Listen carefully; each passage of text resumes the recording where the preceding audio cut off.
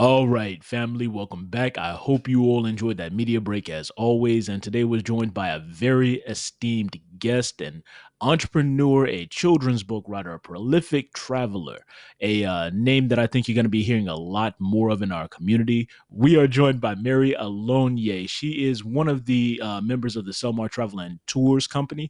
And we're going to get into a conversation about returning to Ghana. But first of all, we have something in common, Mary.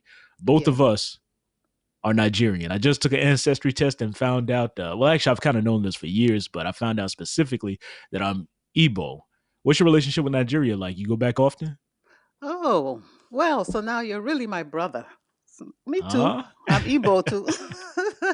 Oh, from Nigeria as well. Yes, I just recently came back. I was there for 2 months in December, January. I came back in February. So, yes, I want to go back and forth to Nigeria more often as well.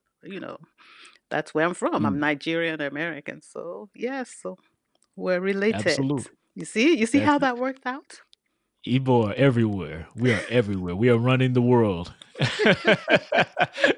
So I went to Lagos, and I wasn't there long enough to really soak everything in.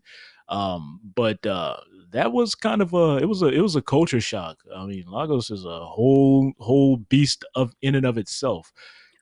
And to be Yes. honest with you, I wasn't all that comfortable with it. It was a little rough. It's a little bit much on the senses, and I think you know what I'm talking about. But Yes. So Nigeria is a different place. It's the giant of the West Africa region. We call that the big guns of the West African countries, but it's a whole different ball game. It's really fast. It's a hustle, and there's something about the Nigerian spirit. It's hard to explain, but one thing that we're serious about the hustle. We're serious about the hustle. Rarely do I meet Nigerians in the diaspora who are not on top of their game. I mean, all of us are very serious about that. And yeah, sometimes it goes into the gray areas, into the black, the Yahoos and things like that. But for the most part, we out here doing our thing. So we it's a are. great thing. How do you feel about the state of Nigeria politically and economically? I think there's that could be a whole podcast in and of itself. But what do you think is going on with Buhari and uh, you know Yeah. industry and things along those lines?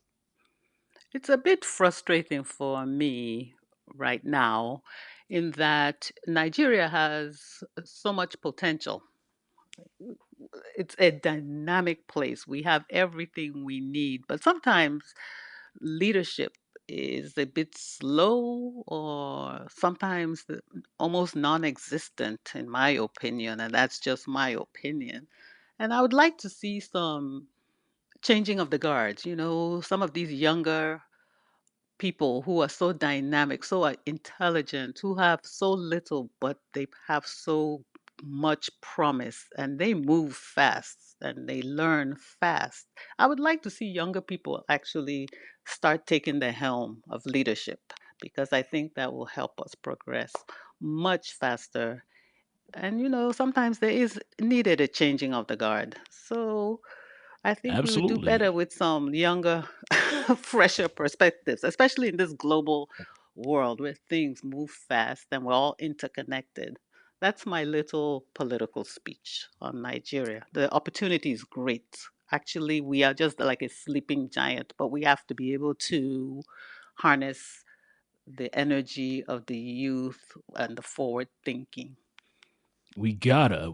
I think Uganda is one of the youngest countries on earth. I read another statistic that read that Africa as a continent is one of the youngest continents on the planet. Every other continent on the planet is experiencing declining birth rates, and the African Mhm. continent is just booming. And so in African culture, there's always been great respect for the elders. There's been great respect for the wisdom that they bring. And I think that's Mhm. reflected politically, but we're in a different world. We're in a different environment. And if we want to maintain our competitiveness or become competitive, I think we have to meld the two. We need the wisdom of the elders and the energy of the youth combined for the good of the entire continent. So I'd love to see that happen. But we are already off on topics. You see, this is why I give you the questions ahead of time. um, why don't you take some time to introduce yourself properly to the audience and tell us what you got going on? Well, I am Mary Oluonye. I've reached a point in life where I'm interested in, I get this pull back home to Africa. Not that I was Mm, ever really gone, but now I'm being pulled back, and I want to pull some people along with me to learn about the Africa they don't usually see portrayed often in the media, and building strength of who we are as a people. I believe part of that is incumbent on understanding who you are and where we come from, kind of a thing. So we all come from Africa. So we are the Africa people. I have a company started with my partners who are Ghanaian. We're based in the United States and in Ghana, but we plan and operate tours in different African countries. And I'm one of those people who go to Ghana and fall in love with the people and the country. mm, And I decided, oh, I must stay one foot in America and stay the other foot in Ghana. So that's mm. how our company was born, Selma Travel and Tours, and everything that has progressed since then. And one of the reasons that people are going to Ghana is because maybe they visited the first time and there's something indefinable about the people and culture of Ghana. It's just a different energy, a different vibe, a different environment. It's the people. I think one of the greatest assets that Ghana has is the people. They are among the most welcoming, hospitable, easygoing people you will ever meet, and polite. Absolutely. You gotta experience it. You gotta experience it. There are brothers and sisters who tell me that, they're a little nervous about going to Africa because the perception is that, Africans are aggressive, or when Africans come here, there's a division between, say, the African American community and the African community.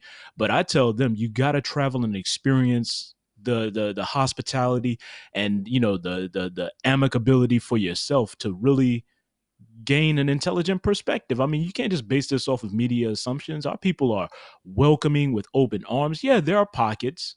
There are pockets like Lagos, but And wait a minute, Ghana's let me just say different. one thing. Let me say one thing for Nigeria.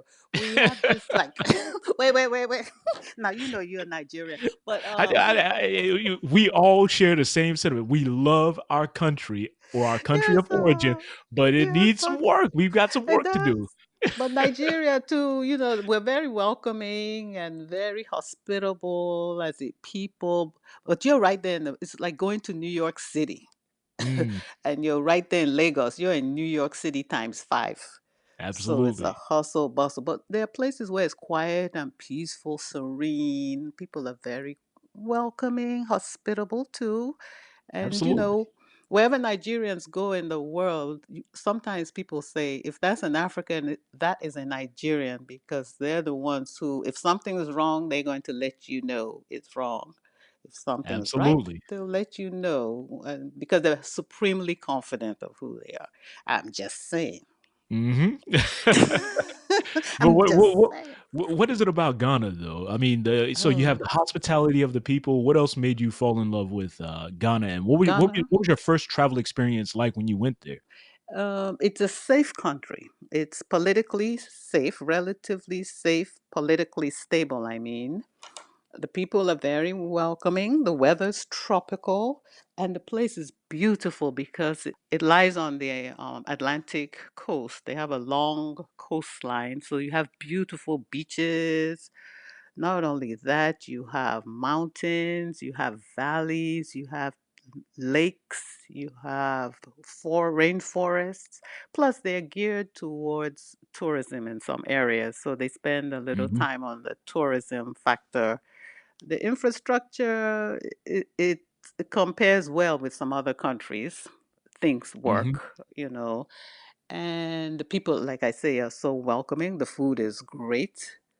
Um, it's healthy in that for children, I think it's a nice place to raise children, just because of that respect for elders.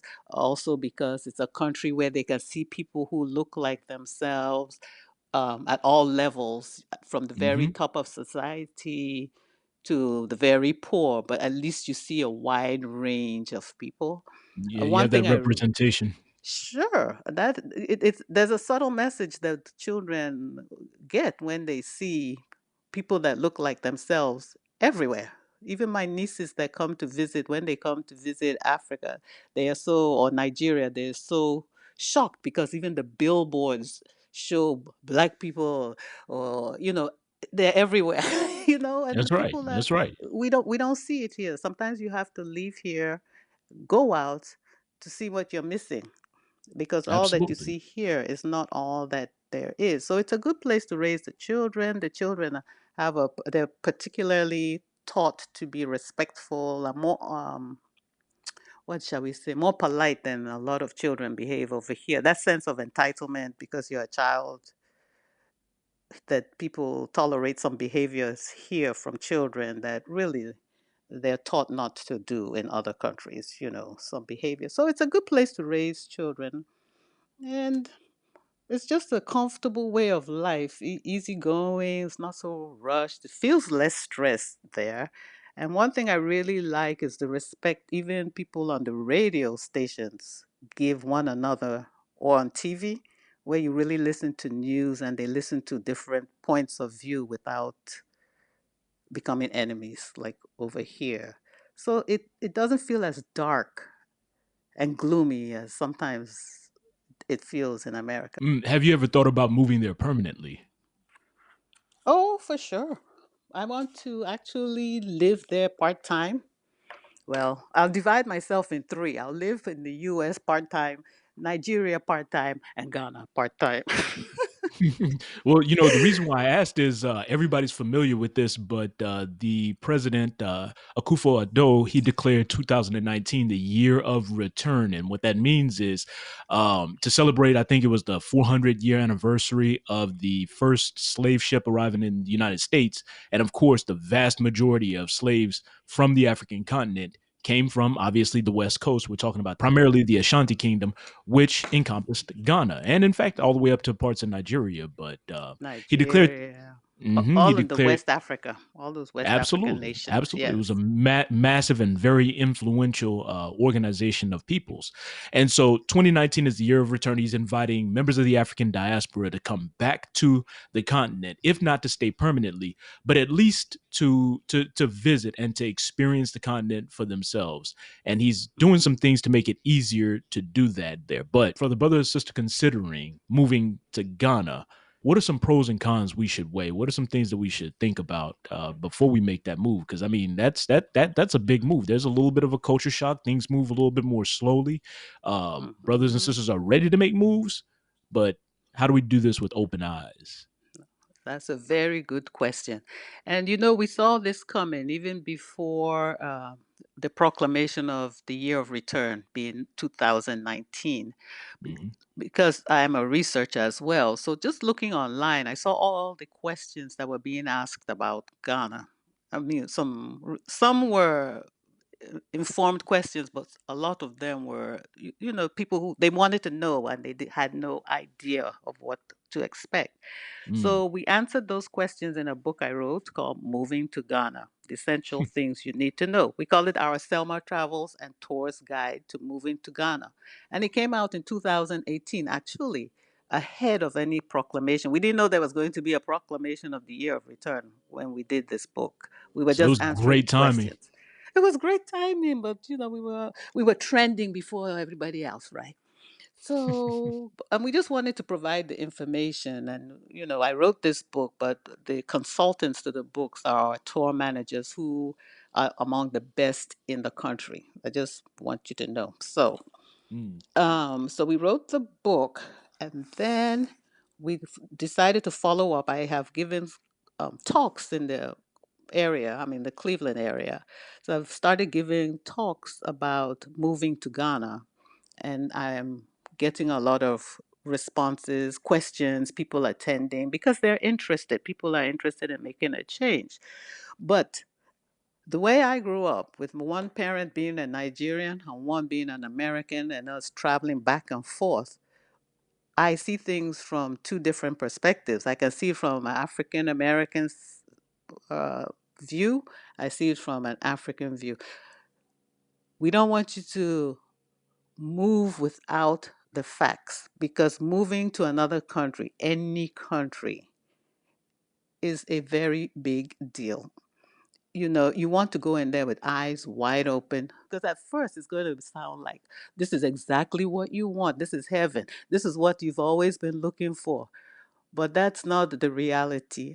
And this is why we wrote the book. We always say do your own research in advance. In addition, you read a book like the one I've written, because I know what I'm talking about, right? We're on the ground, you're talking to Ghanaians, you're talking to Nigerians, you're talking to Americans who have been there. You're going to have to think about things such as what it is like actually living there, what you need, say your health, if you have chronic health matters you need to consider. You have to think about how you're going to live. Is that something that people making that move should be concerned about? What's the state of healthcare in Ghana, if you're familiar with that?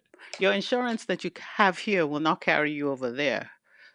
Of So course, of course. Does Ghana have an equivalent? Is there a form of insurance there? How does that work? yes, this is it's something, it's a big subject, but they do have an insurance scheme.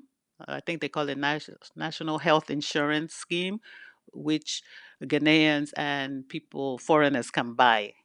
Then there's also foreign medical insurance that you can buy Mm, from some of the big name companies, and most expatriates and returnees buy their own insurance, private insurance. You can get the Ghanaian one, or you can get the one from the multinational corporations, which of course will cost more. If you mhm, use the national health insurance that everybody uses, the public insurance is affordable and adequate for your basic medical coverage, and it works for your basic medical coverage. You have to mhm. go to the public hospitals. Whereas with the private insurance, or if you're going to pay cash, you can go to the private hospitals, which tend to be better supplied, better staffed. You know how that is. It's like that here too. Definitely, definitely. So those are considerations you have to know. And where will you go to find that kind of information? Which companies do that? Can you speak a little bit about the expenses associated as well? You know, all that traveling back and forth. But okay, so assuming that you can afford to get over there, how does the cost of Mhm. living compare based on your experience to what we have here in the United States? I mean, if you have $1,000, $1,000, and say it's you and you have a car, or maybe you and one other person with a car, or a small family, with $1,000 minimum a month to 1,200 to 1,400 a month, you're going to be living pretty well, Is pretty that right? nicely. Is that Yeah, right? so I know somebody who's moving to, I think, two bedroom, two bath in Cape Coast region of Ghana for 1,500 a year. Now, Mm. that's a year. 1,500 a year US? Yes. So I told her, whoever found you that, they look out for mine?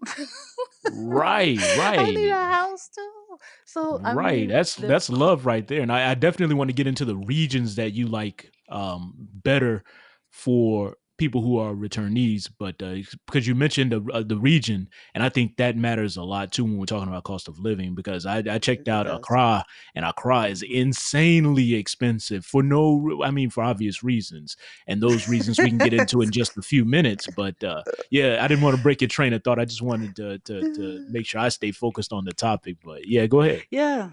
Yeah, so Accra is expensive, and it's like living anywhere. The big cities are going to cost you. Accra is the capital city. Another reason is because wherever the expatriates, the foreigners live, where you find big enclaves of the foreigners, things just seem to be more expensive, because they Mhm. figure out that the multinational corporations with their employees can afford more, and so they'll charge more. So you will pay more in the cities that have more foreigners living there. Plus, it's the capital city. You have all the government offices, you have the businesses, and there's a shortage of accommodation. You put all that together, Accra is expensive, but it's not that much more expensive than other big cities, say Kumasi, which is Hmm. another big city. That's pretty close in expense too. And Accra is not even the most expensive city right now. Takoradi is, because that's where oil industry is now booming. Mm. It's building up in Takoradi. So that's the most expensive place. And I think the northern part and the central part of Ghana are your more economically manageable areas. They Mm. cost So less to live so out we want that to go way. inland. We got to go inland to take advantage of that $1,000 a year property, right?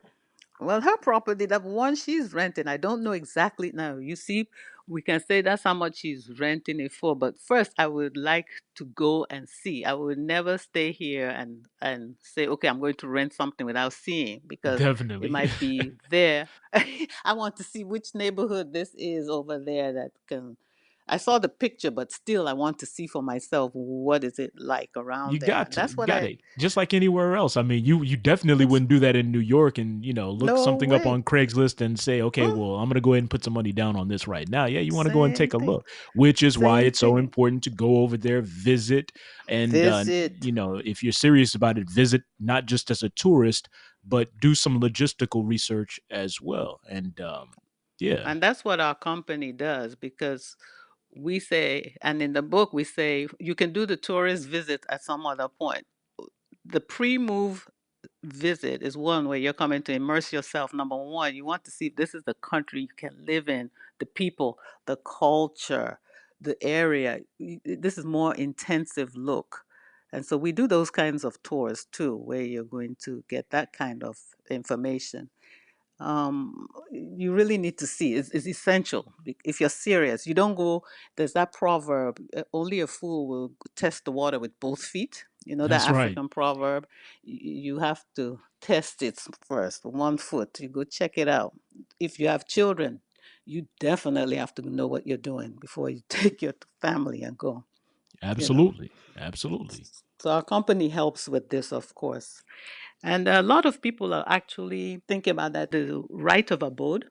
For those who haven't heard of the right of abode, could you describe it? It's a concept that basically states that people of African descent living anywhere in the world, African diaspora, are welcome to come back and apply for right of abode, which means you can live and work in Ghana without worrying about immigration matters. Mm. Having said that, a lot of people believe you can just go over there and automatically get this right of abode, that you have the right and you go and it's a done deal.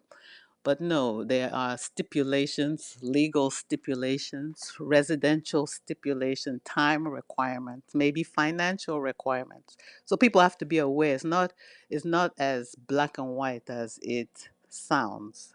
Right, because what I've heard is that you can go to Ghana, and this is part of Bill number 573. You can just go to Ghana. They would give you free land because you're an African American in order to repatriate. That's the rumor circulating online, and so you're saying that it's not as simple as that. You gotta do some things, meet certain requirements. Any idea as to what Yes. those requirements are? And of course, for the listeners, we're going to include links to the book, her travel company, these bills that we're talking about, and all the research that I'm able to compile. I'll Hmm. add into a post so you all have access to that. Kind of make the learning curve a little shorter for you or less steep. But could you speak to that? Yes, because first of all, I wanted to double check my facts. Just because I'm a writer, researcher, I never ever count on only one source of information. I think all your listeners, whenever you're doing research, make sure you can confirm with different sources, Most definitely. legitimate sources. So I called the embassy. I said, "Hey, embassy." I said, "Well, this right of abode, how long does it take?" I didn't get much of an answer. The thing is, what you're going to do is you have to go into Ghana with a tourist visa. You need a tourist visa to get in. Got And it. while you, yeah, so then while you have your tourist visa, they make it really easy for you. Say I go there, they stamp your passport 60 days, and then your 60 days comes up and you're not ready to go. You don't want to go back home. So you just go and extend it right at an office. It doesn't cost more. They'll keep extending it and extending it and extending it while you now start trying to apply for citizenship or right of abode. When it comes to applying for citizenship or right of abode, my best advice is to speak to an immigration specialist, a lawyer Mm. over there. And some of our partners, and one of those, he'll be presenting at our Moving to Ghana conference and tour. This is what he does. So I called him about this free land business. He said no.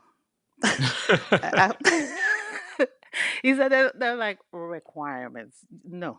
He said this is a rumor. And he said there are so many misperceptions now because of the year of return. What people believe and what is are two different things, and it's complex. This is immigration wherever you go in the world is not an easy, straightforward thing. Right. So do not go out there just expecting that you will be given free land because you decide you're going to come back. Not yet. Having Mm. said that, people are, maybe they're married to Ghanaians, maybe they have a partnership with the Ghanaians Is that a way to that fast track the process? Getting married to a Ghanaian? I'm asking for a friend. I don't know, but I just know of someone. Then you find all these people getting married all of a sudden. Uh huh. Oh no, but it's immigration, and they have to protect themselves as well too in the country as they want to welcome, but you have to go through a process. It's not as easy like that, and that's why I just say you have to talk to people who know what they're talking about. You want to talk to specialists. Don't go in there and think you have land and you find out you've been scammed or something. There are some people who may say they can give you land, and I've seen some things online where they're saying they can give you land, but I'm very skeptical. My Ghanaian partners who live in Ghana are skeptical. Our tour managers who travel all over Ghana and they know where the American enclaves are. They're very skeptical. The attorney I call, the specialist in immigration, skeptical. So all of that is pointing to don't believe everything you hear first. I've heard a lot of rumors of people buying land that someone else already owned because a broker, maybe they forged some paperwork, or maybe they didn't do their due diligence, or sometimes it's a real mistake. It's a legitimate mistake, but they'll sell some land as a broker that somebody else owns, and then the next thing you know, you have an angry mob coming up the road because you're on land Hmm. that belongs to them. I've heard of that happening. There are people, and I've heard of some people who they've gone to Ghana and they've developed relationships in different communities, and they work with the chief the chief or the royal leader of an area, and sometimes you may be given land as a gift. Now that's a different thing. So they may own, a chief might own property and give it to you as a gift. That can happen. Okay. Okay. So we do still have chiefs. We do still have royal families out there. Oh, Um, for sure. how For how does that work definitely. with the government? I mean, how does that authority distribution work? I mean, is it the ultimate authority of a piece of land belongs to the chiefs and the indigenous leaders, or can the government step in with something like eminent domain and say, well, these are the rules that we're going to apply here? And this is kind of like off topic, but it speaks to the culture there. Yeah, I think these people own the land. The chiefs, the people, they own their lands. They can do what they want with it. And I think the government is very respectful of the rules of the traditional rulers. Hmm. This is just my personal opinion, and I'm always will double check on my facts. But from what I see, that seems to be the case. We're talking about those Hmm. who are very serious about moving. We're talking a lot about immigration and the visa process, and I think we might have skipped over that process a little bit too quickly because I'm going from, someone who's here to all of a sudden being over there. But immigration is a process. It's not just so it's not as simple as buying a plane ticket and going over there. Even if you're visiting, you still have to go through the visa process. So how does that whole process work? If I'm sitting in Los Angeles right now and I want to go to Ghana, what process do I need to follow to get myself from here to there? If I'm To there. visiting and if I'm planning on moving long term, how do I get me, my family, and all of my things from Los Angeles to Ghana? Very good question. First of all, you'll need a visitor's visa, a Got it. tourist visa. Got it. You said first So, of all, so this is before we even get over there. Is that right? oh yes, you definitely because once you get to the airport, you need to and get to immigration. They're going to ask you for your visa. Got it. So, permission to enter a country. Get your passport. You have enough free pages in there, at least 6 free pages, so they can stamp your passport. You need apply for the visa. In Ghana, tourist visa is very easy to apply for and receive. It works smoothly. You apply to the consulate or the embassy uh, through the mail, and it's done. It's seamless. So Hmm. there's a Ghanaian embassy in every major city. Is that right? Is that where we go to take care of this process? Usually it's New York or Washington, D.C. I don't believe it's in every major city. So I don't know Got where it. all of them are located, but just go online to Visa for Ghana, United States, and it will come up. Got it. So you can get a single entry visa or multiple entry. I tend to go with multiple entry in case you want to go back the following year or the next year. That one visa will still be good, so you don't have to apply again. Got it. And it's relatively inexpensive. I mean, less than like maybe $100 or 150. I can't remember the exact, but Ghana makes it really easy, so no problem. Also, to go to Ghana, you need a yellow fever vaccination.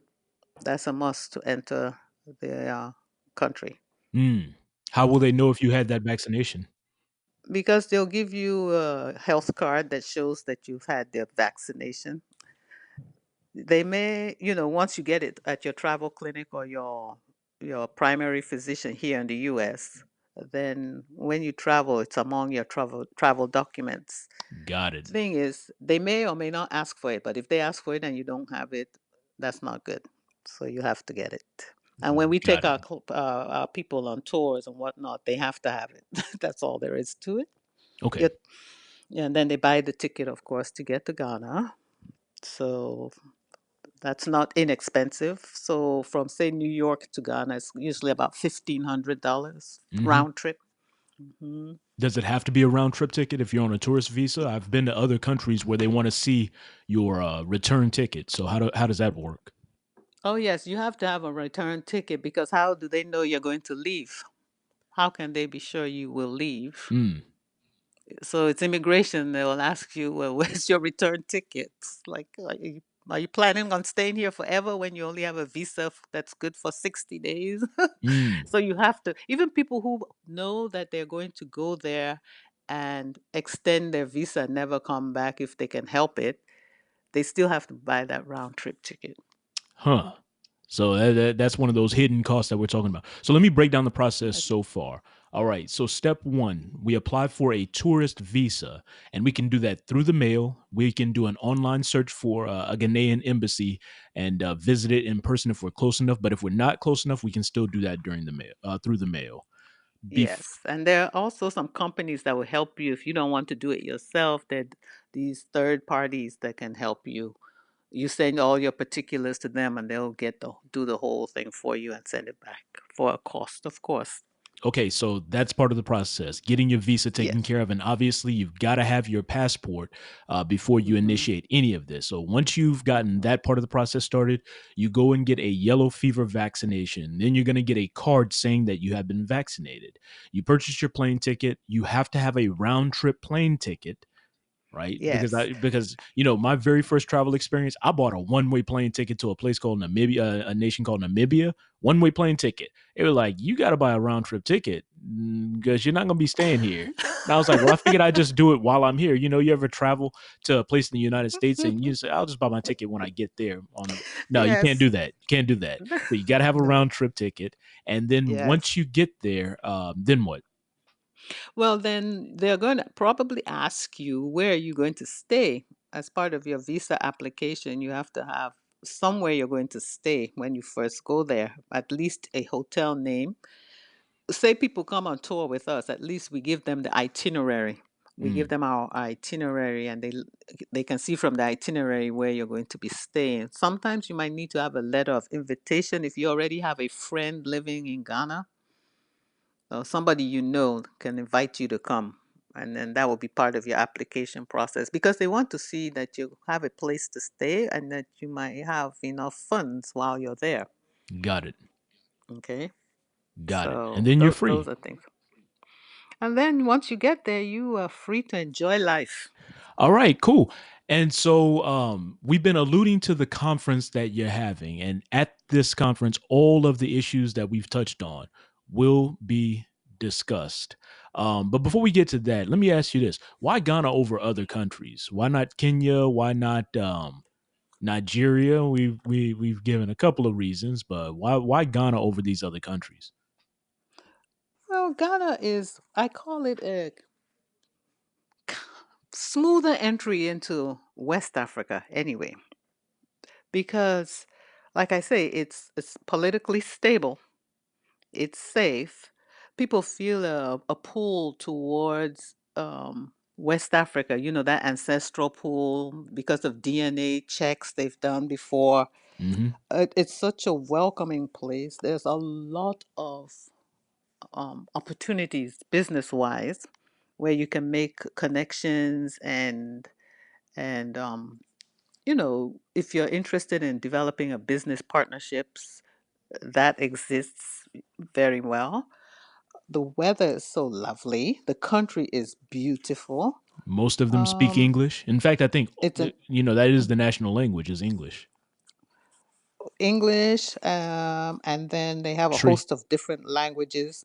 Twi, yes, Ewe, but there's a lot. There are many different languages, but you'll be able to communicate because English is of one of the official, or if not the official language. Mm.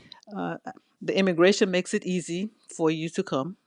They're welcoming. The cost of living is really good, you know. Definitely. So those are among the reasons why Ghana is just easier. It's a very easy way to come in. Let me see what else I might say. Cost of living, there's fresh food everywhere. There's a lot of public transportation that is really rather affordable. Building a house is a lot cheaper. Very So you courteous nation. so you It's a can win-win. really yeah, you can really build a nice life there, it sounds like. And so let's talk a little bit about the conference. When, where, what's going to be discussed, why you decided to do a conference of this magnitude and on this subject, and yeah, let's get into that. Tell us about the conference.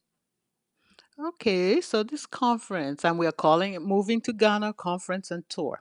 It's taking place in Accra, October 22nd to 25th is just the conference. And then after the conference, we have a post conference tour, which would take people on a 7-day tour to other areas of the country to get a more intensive feel for the country.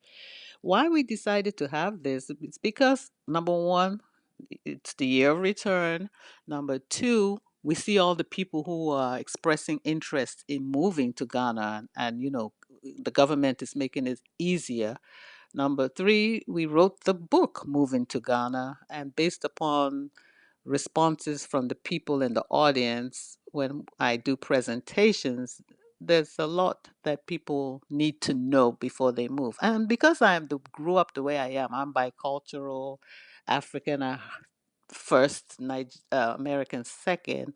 It's not easy changing cultures and moving and living in another country. So to make it's so you increase your chances of a successful life living in Ghana. We said, let's put on this conference.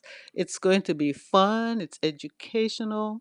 We have a welcoming dinner, cultural performance kicks it off, and then we have days where they're just presentations by the experts. You're going to Mm. hear from Yes, we have the experts, and then we have people who have made the move. The experts are going to be people like the immigration lawyers. You're talking to Ghana immigration.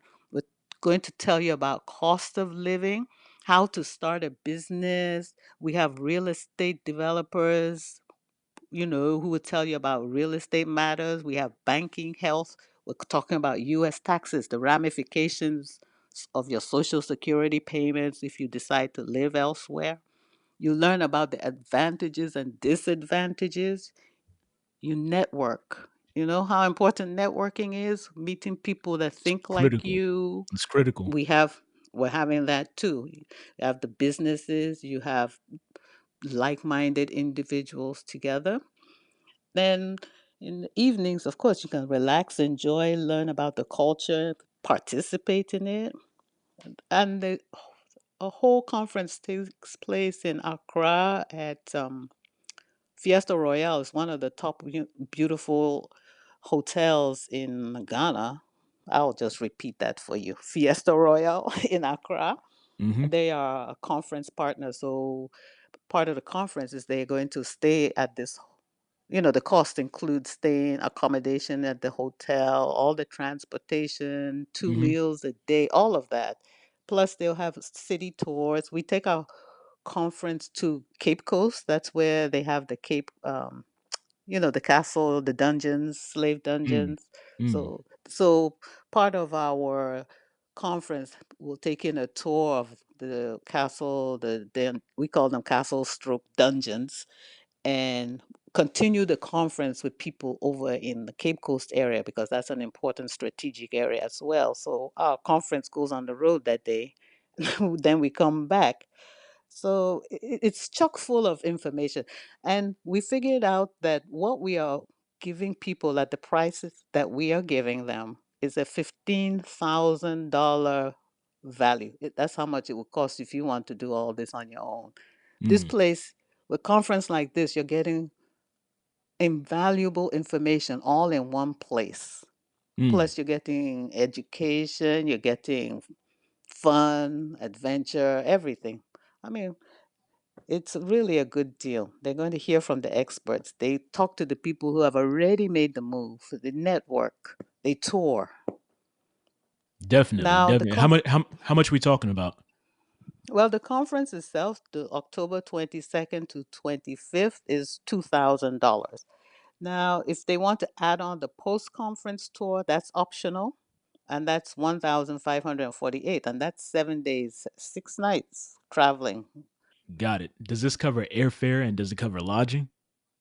This covers your lodging, your food, 2 meals a day, entry fees to any attractions during the tour, all of the conference events, all of that. Now, airfare is not included. That's going to cost about, like I say, from New York, it's about 1,500 round Got it. trip.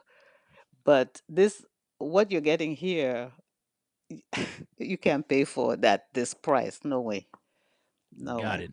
Got it. Got it. Mhm. So it's all inclusive minus airfare. You just got to take care of the airfare, but everything else is going to be taken care of when you get over there. Is that right? Exactly, exactly. We're inviting people, even if they don't want to come to the conference, they can actually just come and do the tour. But because the tour is even at a very reduced price, so if they want to just come and do the tour, they can still learn a little bit, you know, they'll learn a little bit about what they need to know if they've missed the conference. But we're offering that too. So, Beautiful, beautiful. yeah.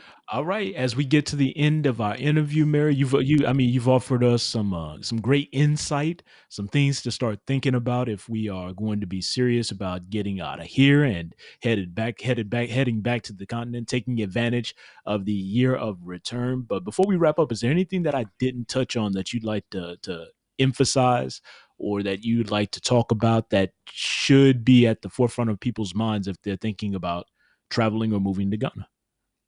Yes, I want to say one thing is I've been noticing every time I'm in Ghana, I would notice how many people are coming from other countries.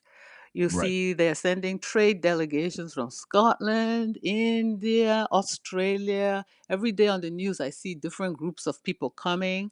I see the young people that are coming from different countries, and that lagging behind are the Americans. And lagging behind with the Americans are the African Americans. Mm. So I'm saying all these people are looking and they've seen the beauty of this country. They've They seen see how the welcoming value. it is. They see the They value. take they see the value, they see the opportunities, and they are there. They're way ahead of the US. Whereas the African Americans, I really wish they would travel out more and just come and see, especially try and get the younger ones out there. These are young people to see how they can forge relationships and partnerships to make us as a people stronger by developing these bonds. It's so important to develop these international strategic relationships. It's important for Ex- business. It's important for your perspective. It's important for education. It's important for inter-diaspora relationships, right? So we started off exactly. this conversation by talking about the misconceptions that a lot of people have when it comes to African personality and culture. Yes. You won't be able to dispel those misconceptions unless you get your behind over there. And so I want everybody to take advantage of this opportunity. You have the experts assembled in one place. Sounds like it's going to be a fantastic tour. It's going to be a fantastic introduction to Ghana, and logistically, it sounds like everything that you need to know is going to be covered at this convention. And so drop the URL. Where can we find out more information? Of course, for the listeners who don't have access to their computer right now, I'm going to include links for everything. But where do we go to find out more and to support your efforts? Okay, here it is. www.selmartravelandtours.com. Mary, it has been a pleasure. Thank you for spending some time with us. And we definitely look forward to seeing you in Ghana. Oh, please come. Tell all your people to come. We do our tours. We do all different kinds of tours, but we want you to come to this Moving to Ghana conference and tour if anyone is serious about thinking about coming and living in Ghana permanently or semi permanently. Family, that is a wrap. I hope you all enjoyed today's episode. And if you want more podcasts like this or free resources that we provide as a community service, make sure you join our email list. Go to panafricanalliance.com/subscribe. And if you're ready to take it to the next level with Black Business Builder tools to launch and build your website and your side hustle online, more than 900,000 premium WordPress themes, instrumentals, high quality video effects, and intros. If you want access to the 5 Elements Mastery course, the Keys to Black Consciousness course, secret podcasts, PDFs, and an opportunity to connect with a much larger community, then go to panafricanalliance.com/VIP and see what we have to offer. Become a paid member. We absolutely need your support. In the meantime, remember our Pan-African Code of Conduct: to do no harm to your own people, help your people when they are in their time of need, and above all else, hold the line, hold the line. As Khalid Abdul Muhammad always said, hold the damn line, and I will build with you all next time.